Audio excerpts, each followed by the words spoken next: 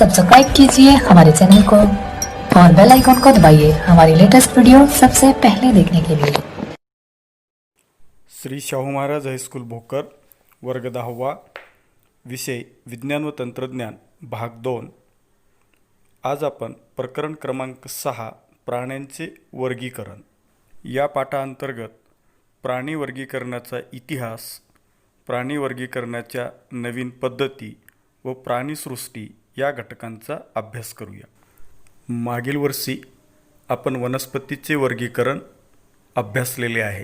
त्याद्वारे आपणास वनस्पतीची विविधता समजून आली। तुमच्या सभोवती विविध प्राणी पाहत असाल। काही प्राणी खूप छोटे असतात तर काही प्राणी खूप मोठे असतात। काही प्राणी जमिनीवर राहतात तर काही पाण्यात। काही प्राणी सरपटतात तर काही पाण्यात पोहतात किंवा हवेत उडतात। काही प्राण्यांच्या त्वचेवर खवले असतात तर काही प्राण्यांच्या त्वचेवर पिसे किंवा केस असतात। अशा प्रकारे प्राण्यांच्या बाबतीतही प्रचंड विविधता दिसून येते। नुकत्याच केलेल्या अभ्यासानुसार पृथ्वीवर अंदाजे 7 दशलक्ष प्रकारच्या प्राण्यांच्या प्रजाती असाव्यात असा अंदाज वर्तवला गेला आहे। यातील प्रत्येक प्रजातीचा अभ्यास करणे केवळ अशक्य आहे, परंतु जर प्राण्यांचे साम्य आणि फरकावर आधारित गट आणि उपगट तयार केले तर या प्रचंड संख्येने असलेल्या प्राण्यांचा अभ्यास करणे आपणास खूप सोपे जाईल। साम्य आणि फरकावर आधारित प्राण्यांचे गट आणि उपगट तयार करणे म्हणजेच प्राण्यांचे वर्गीकरण करणे। प्राणी वर्गीकरणाचा इतिहास। वेगवेगळ्या अभ्यासकांनी वेळोवेळी प्राण्यांचे वर्गीकरण करण्याचा प्रयत्न केला। ग्रीक तत्ववेत्ता अरिस्टॉटल यांनी सर्वात पहिल्यांदा प्राण्यांचे वर्गीकरण केले। त्यांनी शरीराचे आकारमान, त्यांच्या सवयी, अधिवास यासारख्या मुद्द्यांच्या आधारे वर्गीकरण केले। विज्ञानातील प्रगतीनुरूप पुढे संदर्भ बदलत गेले व त्यानुसार वर्गीकरणाचे मुद्देसुद्धा बदलत गेले। अरिस्टॉटल यांनी वापरलेल्या वर्गीकरणाच्या पद्धतीला कृत्रिम पद्धत असे म्हणतात। त्याच्या व्यतिरिक्त थिओफ्रेस्टस, प्लिनी, जॉन रे, लिनियस यांनीसुद्धा वर्गीकरणाच्या कृत्रिम पद्धतीचा अवलंब केला होता। कालांतराने वर्गीकरणाच्या नैसर्गिक पद्धतीचा अवलंब करण्यात आला। वर्गीकरणाची नैसर्गिक पद्धत ही सजीवांच्या शरीररचनेविषयी गुणधर्म, त्यांच्या पेशी, गुणसूत्र, जैवरासायनिक गुणधर्म यासारख्या मुद्द्यावर आधारित होती। कालांतराने उत्क्रांतीवादावर आधारित असलेली वर्गीकरण पद्धत अंमलात आणली गेली। डॉन्सबस्की आणि मेयर यांनी या पद्धतीचा अवलंब करून प्राण्यांचे वर्गीकरण केले। अलीकडच्या काळात कार्ल वूज यांनीसुद्धा प्राण्यांचं वर्गीकरण केलेले आढळून येते। प्राणी वर्गीकरणाचे फायदे। नंबर 1, प्राण्यांचा अभ्यास करणे सोयीस्कर होते। नंबर 2, एखाद्या गटातील मोजक्या प्राण्यांचा अभ्यास केला तर त्या गटातील सगळ्या प्राण्यांविषयी माहिती मिळते। नंबर 3, प्राण्यांच्या उत्क्रांतीविषयी माहिती मिळण्यास मदत होते। नंबर 4, प्राण्यांना ओळखणे सोपे जाते आणि त्यात अचूकता येते। नंबर 5, प्राण्यांचे इतर सजीवाशी असलेले नाते समजायला मदत होते। नंबर 6, प्रत्येक प्राण्याचा अधिवास, निसर्गातील त्याचे नेमके स्थान समजायला मदत होते। नंबर 7, प्राण्यातील वेगवेगळ्या प्रकारच्या अनुकूलनाची माहिती मिळते। प्राणी वर्गीकरणाची पारंपरिक पद्धत। पारंपरिक पद्धतीनुसार प्राण्यांच्या शरीरात आधार देण्यासाठी पृष्ठरज्जू नावाचा अवयव आहे की नाही या मुद्द्यावर आधारित प्राणीसृष्टीचे 2 विभागात वर्गीकरण केले जाते, म्हणजेच असमपृष्ठरज्जू प्राणी आणि समपृष्ठरज्जू प्राणी। असमपृष्ठरज्जू प्राण्यांची वैशिष्ट्ये। यामध्ये शरीरात पृष्ठरज्जू नावाचा आधारक नसतो। ग्रसनीमध्ये कल्लाविदरे नसतात। चेतारज्जू असेल तर तो युग्मांगी, भरीव आणि शरीराच्या आधार बाजूस असतो. हृदय असेल तर ते शरीराच्या पृष्ठ बाजूस असते. असमपृष्ठरज्जू प्राणी 10 संघामध्ये विभागले आहेत. हे 10 संघ म्हणजे आदिजीव, रंध्रीय, सिलेंटेरेटा, चपट्याक्रमी, गोलक्रमी, वलयी, संधिपाद प्राणी, मृदुकाय प्राणी, कंटकचर्मी प्राणी आणि अर्धसमपृष्ठरज्जू प्राणी. नंबर 2, समपृष्ठरज्जू प्राणी. या प्राण्यांची वैशिष्ट्ये पुढीलप्रमाणे आहेत. शरीरामध्ये पृष्ठरज्जू नावाचा आधारक असतो. श्वसनासाठी कल्लाविदरे किंवा फुफ्फुसे असतात. चेतारज्जू एकच, पोकळ आणि शरीराच्या पृष्ठबाजूस असतो. हृदय शरीराच्या अधर बाजूस असते.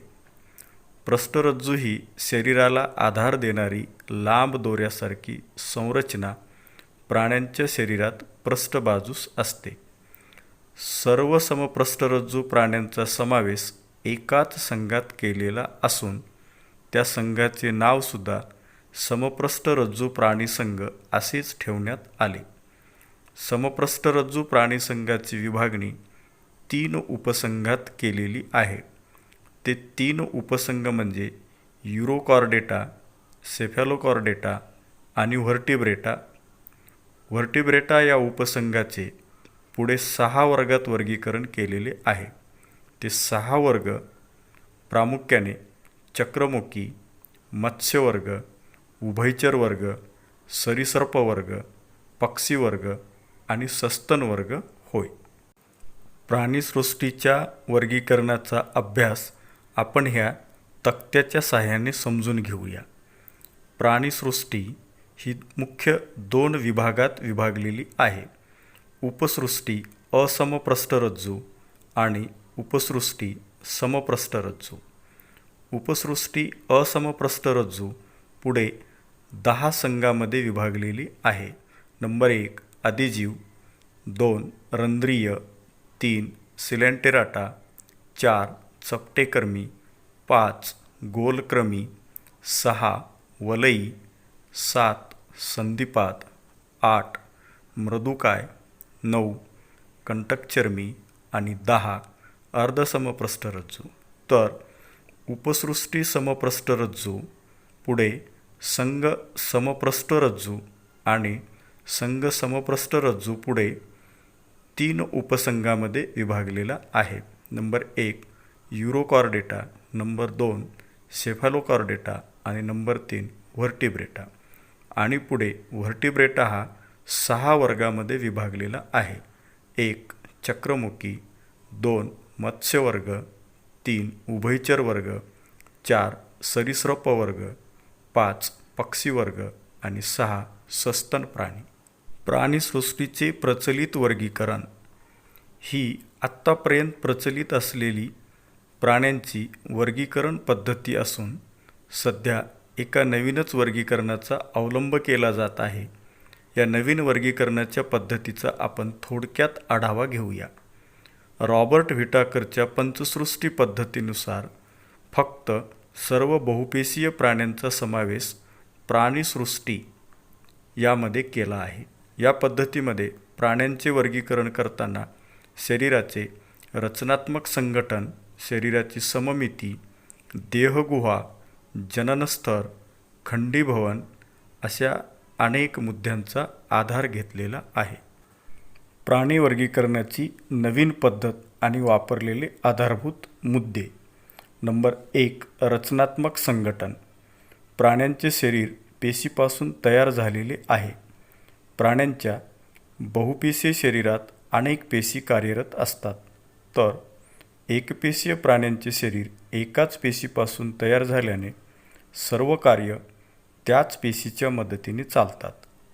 एकपेशीय प्राण्यांच्या शरीराचे संघटन जीवद्रव्य स्तर या प्रकारचे असते. बहुपेशीय प्राण्यामध्ये जर अनेक पेशी असूनही ऊती तयार झाल्या नसतील तर अशा प्राण्यांचं शरीर पेशीस्तर संघटन दाखवते. उदाहरणार्थ रंध्रीय संघातील प्राणी.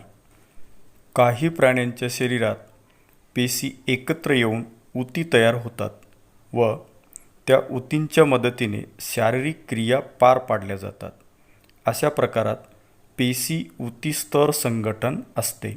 उदाहरणार्थ निडारिया संघातील सर्वच प्राणी. चपट्या क्रमीमध्ये ऊती अवयव स्तर संघटन असते. यामध्ये काही ऊती एकत्र येऊन ठराविक अवयव तयार झालेले असतात, परंतु पूर्ण अवयव संस्था तयार झालेल्या नसतात.